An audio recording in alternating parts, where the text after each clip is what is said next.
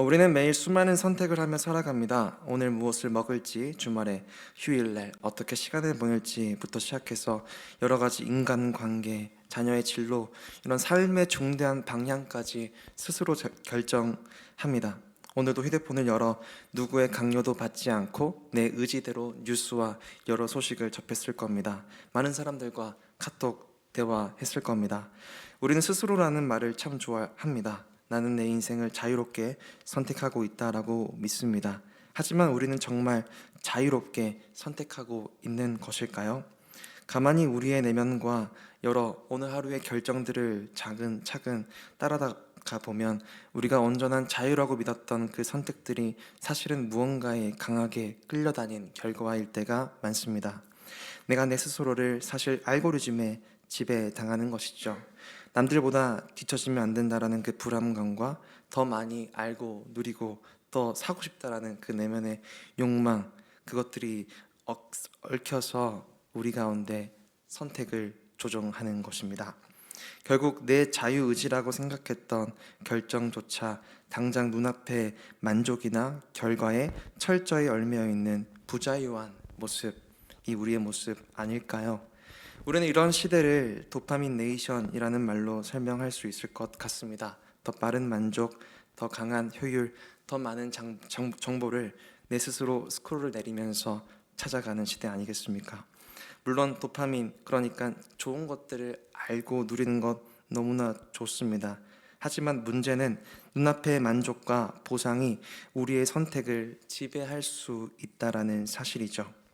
내가 자유롭게 선택한다라고 생각하지만 사실은 그 안에 욕망이 있다라는 것입니다. 오늘 우리가 이 요셉의 선택을 보길 원하는데요. 요셉은 애굽에서 누구보다 많은 것을 손에 쥐고 있었습니다. 형들에게 복수할 수 있는 힘도 가지고 있었습니다. 그러나 그는 눈앞의 감정과 결과에 끌려 선택하지 않았습니다. 그렇다면 무엇이 요셉으로 하여금 다른 선택을 하게 만들었을까요? 즉각적인 만족과 눈앞의 결과를 선택하도록 끊임없이 우리를 자꾸 도파민으로 훈련하는 이 도파미네이션 시대 속에서 우리는 어떻게 그러니까 욕심에 의해 끌려가는 선택이 아니라 하나님의 약속을 믿는 오늘의 선택을 기쁨으로 담대히 할 수 있을까요? 어떻게 눈앞에 보이는 나라가 그렇게 하려면 눈앞에 보이는 나라가 아니라 아직 보이지 않는 하나님 나라를 선택할 수 있어야 합니다. 그 나라를 선택하려면 눈앞의 감정보다 선을 이루시는 하나님을 만나야 하는 것이죠. 우리가 무엇을 선택하는지는 결국 우리가 무엇을 보고 있느냐와 깊은 관련이 있습니다. 똑같은 현실, 똑같은 하루를 마주해서도요, 어떤 사람은 두려움에 사로잡히고 어떤 사람은 믿음으로 반응합니다. 창세기 50장의 요셉과 그의 형들이 굉장히 대조되면서 그렇게 보여줍니다. 그들은 똑같이 아버지 야곱의 죽음을 경험했습니다. 그러나 그 죽음을 바라보는 시선이 달랐던 것이죠. 형들은 아버지의 죽음 앞에서 자신들의 과거를 바라보았고 그 과거가 가져올 보복을 두려워한 반면 요셉은 인간의 악보다 사람의 판단보다 더 크신 하나님의 은혜를 바라보고 있습니다. 15절인데요. 15절을 보면 요셉의 형제들이 그들의 아버지가 죽었음을 보고 말하되 요셉이 혹시 우리를 미워하여 우리가 그에게 행한 모든 악을 다 갚지나 아니할까? 성경은 흥미롭게도 형들이 아버지가 죽었음을 보았다라고 기록합니다. 야곱의 죽음은 단순히 아버지 한 사람을 잃은 사건이 아님을 말해주는 것이죠. 형들에게는 지금까지 자신들을 보호해주고 있다고 생각했던 마지막 안전한 장치가 사라진 사건이었습니다. 아버지가 계실 때는 요셉이 우리에게 손대지 않았지만 복수하지 않았지만 이제 아버지가 없으니 어떻게 될까? 그 순간 그들의 시선은 어디로 향할까요? 자신들이 과거에 요셉에게 행했던 그 악함으로 돌아가는 것입니다. 우리가 그에게 행한 모든 악을 다 갚지나 아니할까? 이것이 두려움으로 인한 생각입니다. 내가 악을 행했으니 상처를 주었으니 이 악이 다시 돌아올 거야. 내가 상처를 주었고 내가 미운 행동을 했으니 언젠가는 그 대가를 치르게 될 것입니다 라는 생각을 형들은 했다라는 것이죠. 이것은 인과응보의 세계 아니겠습니까? 그런데 여기서 우리가 놓치지 말아야 할 것이 있습니다. 형들은 은혜를 경험하지 못했던 사람이 아닙니다. 은혜를 경험한 사람들입니다. 은혜를 경험했는데 왜 계속해서 과거의 죄책감에 잡혀서 살아가고 있을까요? 여기서 우리가 기억해야 되는 영적인 현실들이 있습니다. 은혜를 경험하는 것과 은혜를 믿는 것은 다르다는 것입니다. 한 번 더 읽겠습니다. 은혜를 경험하는 것과 은혜를 믿는 것은 다르다는 것입니다. 네. 건강이 관계가 경제적인 상황이 흔들릴 때요, 우리는 은혜를 경험했던 것에서 충분하지 않고 은혜를 믿어야 합니다. 그러면 그동안 경험했던 하나님의 은혜보다 그렇지 않으면 그동안 경험했던 하나님의 은혜보다 지금 눈앞에 있는 현실이 더 크게 보이기 시작합니다. 그리고 그때부터 우리는 자신을 지킬 방법을 필사적으로 찾는 것이죠. 성경에서는 16절을 보여주고 있습니다. 16절을 보면 요셉에게 말을 전하여 이르되 당신의 아버지가 돌아가시기 전에 명령하여 이르시기를. 형들은 요셉에게 사람을 보내어 아버지가 돌아가시기 전에 이런 명령을 남겼어 라면서 이렇게 전합니다. 하지만 창세기 어디에도 야곱이 실제로 이런 유언을 남겼다라는 기록은 없습니다. 오히려 중요한 것은 이것이죠. 왜 형들은 하필 지금 이 순간 아버지의 말을 붙잡고 있는가? 형들은 요셉이 베풀어온 은혜만으로 안심하지 않았습니다. 그들의 마음속에는 여전히 두려움이 자리 잡고 있었고 자신들을 지켜줄 또 하나의 가짜 힘이 필요했습니다. 그래서 붙잡은 것이 바로 죽은 아버지의 가짜 건이었습니다. 요셉아, 이것은 우리의 부탁만은 아니야. 아버지가 그렇게 말씀하셨어. 은혜를 신뢰하지 못하자 자신을 지켜줄 다른 안전한 장치를 만들어낸 것이죠. 겉으로 보면 이것은 상황을 더 좋게 타개하기 위한 상당히 주도적인 선택처럼 보입니다. 사람을 보내고 말을 준비하고 살아남을 방법들을 적극적으로 찾았으니까요. 얼마나 합리적이고 참 괜찮은 선택 아닙니까? 하지만 성경은 그렇지 않다라고 말하고 있습니다. 그들의 선택을 움직이고 있었던 것은 두려움이었던 것이죠. 두려움에 사로잡힌 사람은요, 스스로 자유롭게 선택하는 것 착각하지만 실제로는 두려움이 시키는 대로 반응하게 됩니다. 우리도 마찬가지입니다.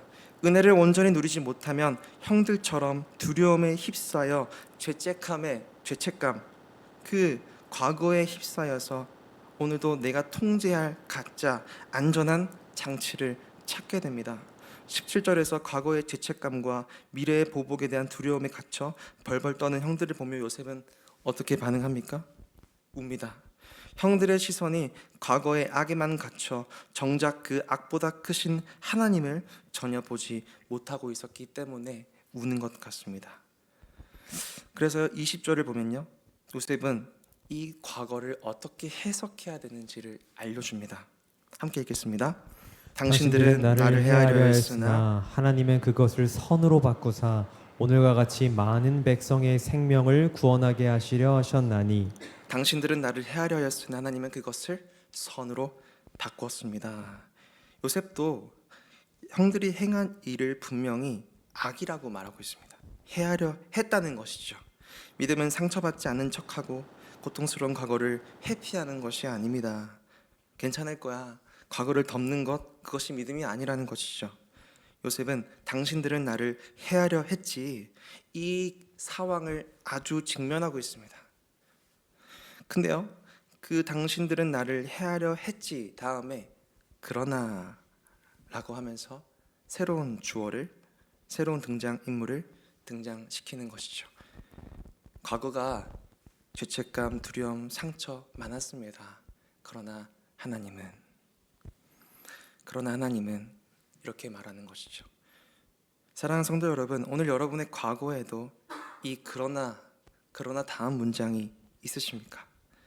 실패할 수 있습니다. 상처받을 수 있습니다. 그러나 하나님은 내가 예상치 못했던 일을, 그 어려운 일들을 하나님은 바꾸실 수 있습니다. 근데요 여러분, 이런 그러나 하나님이라는 생각이 어렵습니다. 상처가 너무 커서, 또는 두려움이 너무 커서 그러나 하나님이 아닌, 그러나 나는 이제 사람을 믿지 않을 거야, 그러나 나는 이제 교회 헌신하지 않을 거야. 그러나 나는 이제 사람을 믿지 않을 거야. 그 순간부터 과거의 상처가, 과거의 두려움이 오늘의 선택을 만드는 것 같습니다. 만드는 것이죠. 내가 과거에 무엇을 당했는지, 내가 어떤 상처를 받았는지, 어떤 사람을 만났는지, 거기에 따라 오늘 내가 만나는 수많은 사람들을 판단하며 두려워하는 것 아니겠습니까?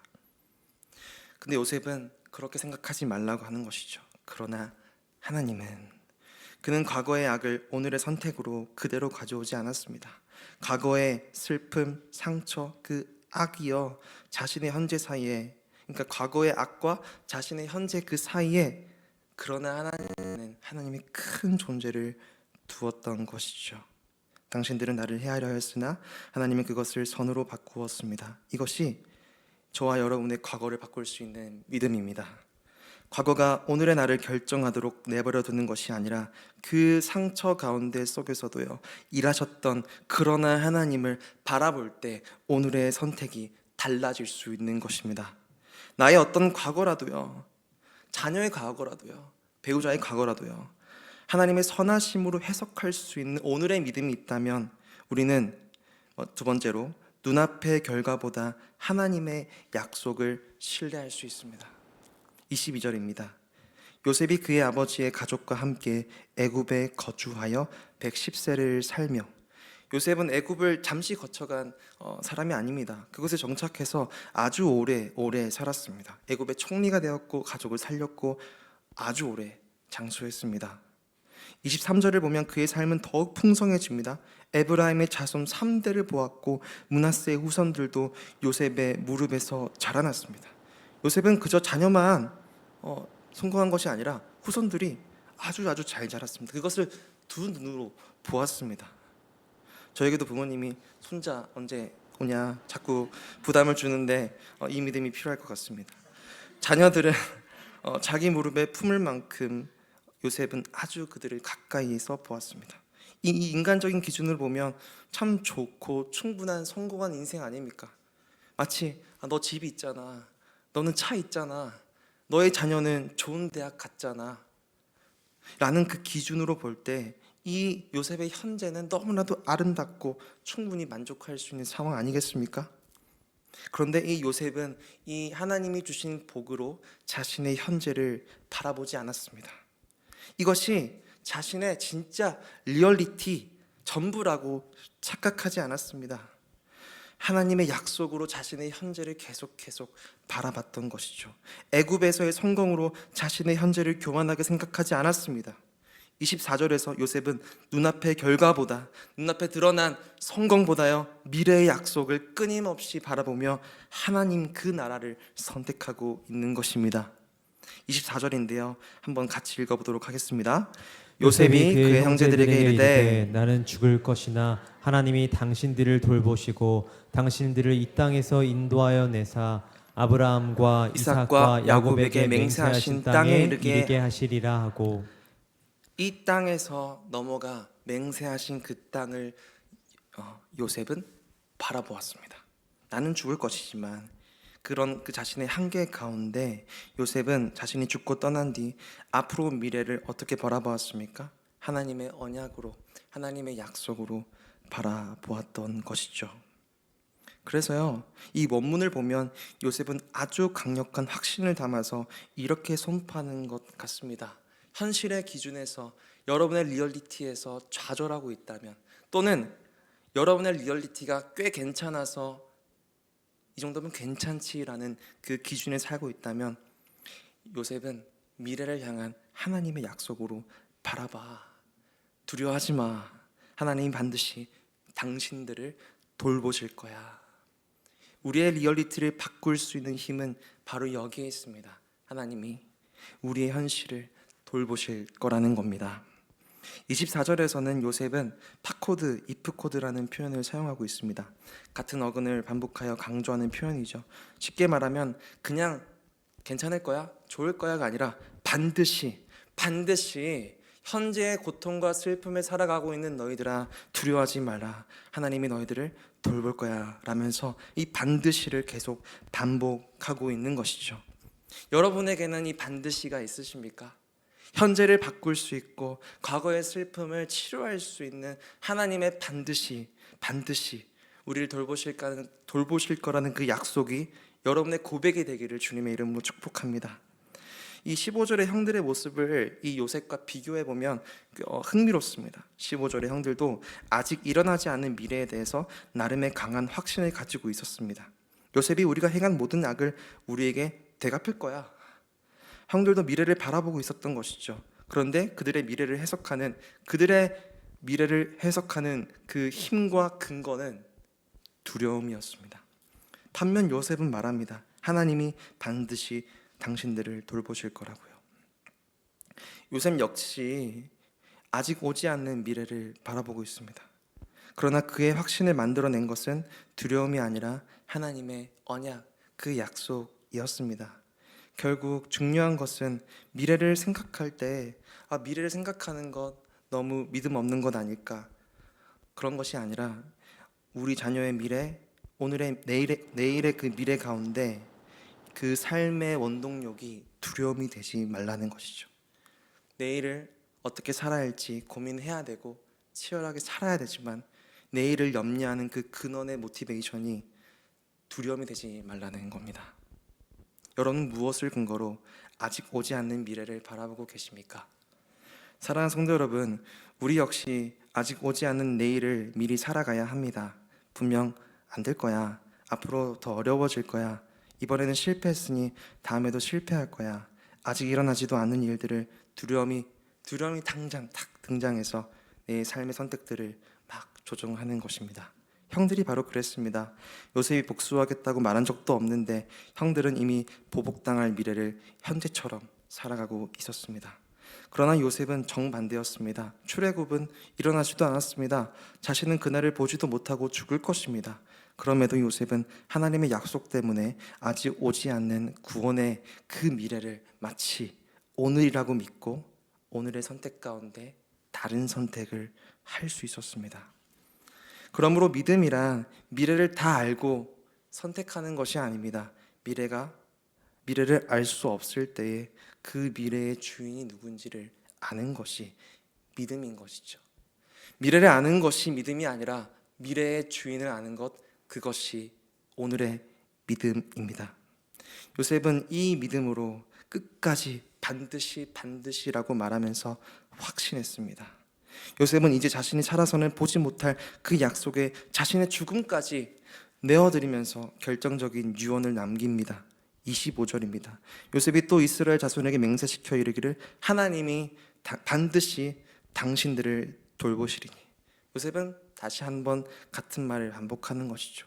하나님이 반드시 당신들을 돌보실 것이다. 그러면서 이번에 자신의 뼈를 이야기합니다. 그때 내가 가지고 있는 마차, 성공이 아니라 내 뼈도 여기서 가지고 올라가라. 요셉은 이스라엘 자손에게 맹세까지 시킵니다. 왜 그렇습니까? 요셉에게 하나님의 약속은 그만큼 확실했기 때문입니다. 지금 그의 눈앞에 보이는 것은 애굽의 성공일 것입니다. 충분히 복수할 수 있는 환경입니다. 자신이 평생을 살아온 곳도 애굽일 것이고 총리로서 영광을 누린 곳도 애굽이며 자신의 자녀와 손자들이 살아갈 곳도 당장은 애굽입니다. 그런데 요셉은 자신의 죽음만큼은 애굽의 영광에 맡기지 않습니다. 내 뼈를 여기 두지 마십시오. 하나님께서 약속하신 그 땅으로 가지고 올라가 주십시오. 출애굽이 일어나지 않았지만 가나안 땅도 그의 눈앞에 보이지 않았지만 요셉에게는 눈에 보이는 애굽의 영광보다 나타날 하나님의 그 아름다운 가나안 약속의 땅이 더 확실했던 것입니다. 그래서 그의 마지막 선택은 이렇게 보여줍니다. 나는 애굽에서 죽지만 나의 소망은 애굽에 있지 않습니다. 나는 애굽에서 죽지만 지금 나의 소망은 애굽에 있지 않습니다. 이것이 미래를 바꿀 수 있는 믿음입니다. 하나님의 약속은 이루어진 다음에야 믿는 어떤 그런 결과가 아닙니다. 아직 보이지 않을 때부터 오늘의 선택이 달라야 합니다. 괜찮을 것 같을 때 꽤 좋을 것 같을 때 그때 믿음으로 선택하는 것이 아니라 아무것도 보이지 않는 그 캄캄한 현실 속에서도요 믿음으로 미래를 바꿀 수 있어야 됩니다. 요셉은 가나안에 도착한 다음에 하나님의 약속을 믿은 것이 아닙니다. 아직 애굽에 있을 때, 심지어 자신의 뼈만 남게 될 때에도 그 약속을 따라 미래를 바꿨습니다. 그렇다면 사랑하는 성도 여러분, 여러분의 선택은 어떤 미래를 그리고 있습니까? 오늘 여러분들이 수많은 선택을 했을 겁니다. 그 선택이 어떤 나라를 만들고 있냐는 말입니다. 눈앞에 보이는 애굽을 향해 달려가고 계십니까? 아니면 보이지 않는 그 하나님의 영원한 약속의 땅을 성실히 바라보고 계십니까? 과거를 하나님의 선하심에 맡기고 미래를 하나님의 약속에 맡긴 언약의 사람은 오늘을 다르게 살 것입니다. 오늘 다른 선택을 할 것입니다. 그래서 오늘 우리의 선택이 달라질 것입니다. 오늘 어려움 가운데 있을지라도요, 이해되지 않는 순간 그 사람을 만났을지라도요, 우리는 은혜로 다가올 그 나라를, 하나님 나라를 바라보고 선택할 수 있어야 됩니다. 오늘 우리가 선택한 나라는, 선택해야 되는 나라는 세상과 다른 나라, 하나님 나라인 것입니다. 그러기 위해 우리는 은혜를 기억해야 됩니다. 여러분을 죽기까지 사랑하신 그리스도를 바라봐야 됩니다. 나의 과거와 현재와 아직 오지 않는 미래, 너무 두렵습니다. 불안할 수 있습니다. 그러나 그 슬픔과 상처가 있는 과거부터 미래까지 역사의 주관자는 하나님이심을 믿어야 하는 것입니다. 그래야 실패와 억울함 앞에서도 두려움에 사로잡히지 않을 수 있습니다. 결국 우리의 선택은 무엇을 더 사랑할 수 있니? 그것이 우리의 믿음의 실력입니다. 눈앞의 만족을 더 사랑하면 우리는 그것을 따라 선택하게 됩니다. 그러나 하나님의 은혜를 깊이 누릴수록, 하나님의 은혜를 맛볼수록요, 우리의 선택은, 오늘 우리가 사랑해야 할 대상은 달라질 것입니다. 지금 당장 손에 잡히는 것보다 아직 보이지 않아도 하나님의 약속이 반드시 올 거야 라는 그 믿음과 소망이 있다면 오늘의 선택 가운데 사랑이 있고 소망이 있고 믿음이 있을 줄 믿습니다. 이 세상에서는요, 요셉의 형들과 같은 사람들이 많습니다. 그러나 그런 사람을 보면 우리는 다른 선택을 할 수 있어야 됩니다. 저 사람도 그렇게 했지, 저 사람도 집과 차를 얻기 위해서 저런 선택을 했지, 그러면서 나의 현실의 선택들을 세상의 기준에 두는 것이 아니라 하나님 나라의 기준을 두고 미래를 바꿀 수 있는 믿음으로 오늘의 선택 가운데 하나님과 동행해야 할 것입니다. 그래서요, 자신의 이익을 위해 타인을 밟고 올라가는 수많은 요셉의 형들과 같은 상황 속에서도요, 우리는 손해를 감수하면서 정직을 선택할 수 있습니다. 남들은 더 이상 상처받지 않기 위해 이 마음의 높은 벽을 세우고 교회 생활을 그냥 왔다 갔다 할 때, 우리는 여전히 이 교회 머리 되시는 주님을 바라보며 헌신과 충성을 할 수 있습니다. 그리스도이니까 이렇게 해야지라는 그 억지로 내는, 자아내는 부담감이 아니라 나를 살리시는 십자가의 은혜가 얼마나 큰지를 알고 그 사랑 안에서 내가 안전함을 느낄 때 우리의 오늘의 선택이 하나님 나라의 기준으로 바뀔 수 있는 것이죠. 사랑하는 성도 여러분, 여러분의 선택의 기준이 바뀌시기를 주님의 이름으로 축복합니다. 그래서요, 더 이상 두려워하지 마십시오. 그리고 욕망에, 또 그런 꿈에 의해 내가 원하는 대로 선택하지 마십시오. 왜냐하면 우리의 과거와 미래와 현재는 다 우리 주님 것입니다. 이것을 믿고 나아가는 사람은 주님이 나타나실 때 우리의 선택들이, 우리 믿음의 선택들이 아름답게 빛날 것입니다. 그 믿음의 선택들이 오늘부터 우리가 죽는 그 순간까지 나타날 주님 앞에 부끄럽지 않는 그 믿음의 선택을 오늘 하시기를 주님의 이름으로 축복합니다. 그래서 운동도 언제부터 하죠? 오늘부터 저도 해야 됩니다. 그래서 오늘의 선택이, 오늘의 믿음의 선택이 달라지는 오늘 하루 되시기를 주님의 이름으로 축복합니다. 함께 찬양 드리겠습니다.